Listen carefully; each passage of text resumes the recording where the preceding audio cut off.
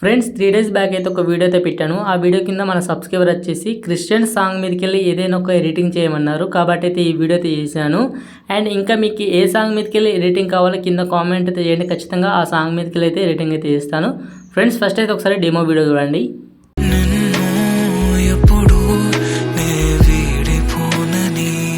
Friends copyright problem వస్తాను, song అయితే mute చేస్తాను. ఫుల్ సాంగ్తో ఈ వీడియో చూడాలనుకుంటే మన ఇన్స్టాగ్రామ్ పేజీలో అయితే పెడతాను, అక్కడి నుంచి అయితే చూడండి. ఈ వీడియో మీకు నచ్చితే ఒక లైక్ చేయండి, అలాగే కామెంట్ చేయండి ఖచ్చితంగా మీకు ఏ సాంగ్ మీదకి ఎడిటింగ్ కావాలో. ఓకేనా? ఓకే ఫ్రెండ్స్, ఇప్పుడైతే వీడియో అయితే స్టార్ట్ చేద్దాం. ఫ్రెండ్స్ మీరు ఎవరికైనా ఎడిటింగ్ చేసుకునేంత టైం లేదు అనుకుంటే ఇక్కడ కనబడుతున్న నెంబర్కి మెసేజ్ చేయండి, నేనే మీకు ఎడిటింగ్ చేసి అయితే ఇస్తాను.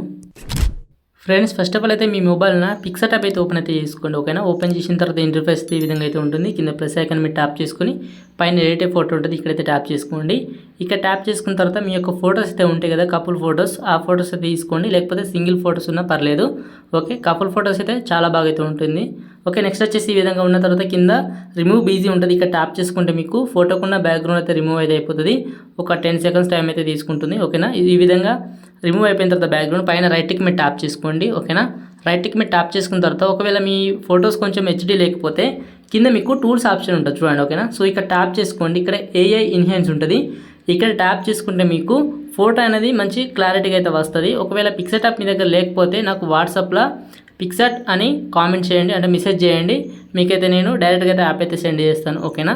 ఇలా మీకు ఒక 10 సెకండ్స్ అయితే తీసుకున్న తర్వాత ఈ విధంగా మీకు ఫోటో అయితే హెచ్డీ అయితే అయిపోయిన తర్వాత పైన డౌన్లోడ్ ఆప్షన్ మీరు ట్యాప్ చేసుకొని ఫోటో అయితే డౌన్లోడ్ అయితే చేసుకోండి. ఓకేనా?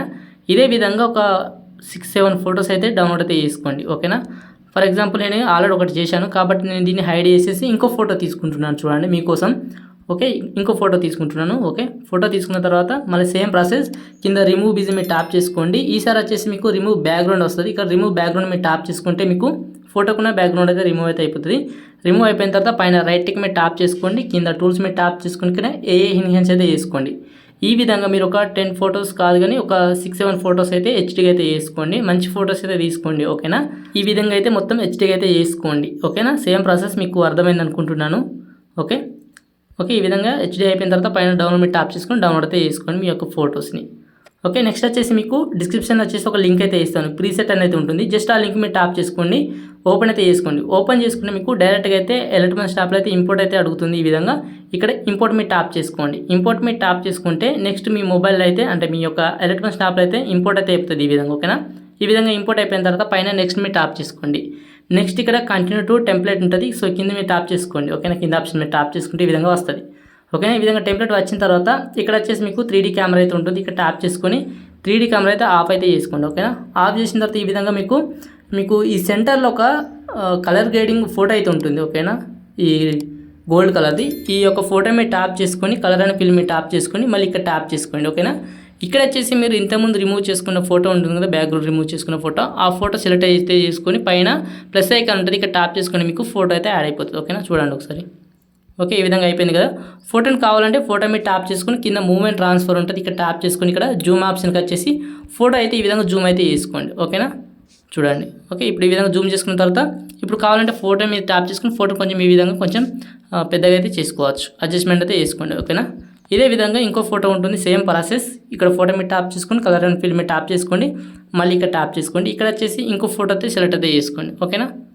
చూడండి, కావాలంటే ఫోటోని అయితే జూమ్ అయితే చేసుకోండి ఈ విధంగా.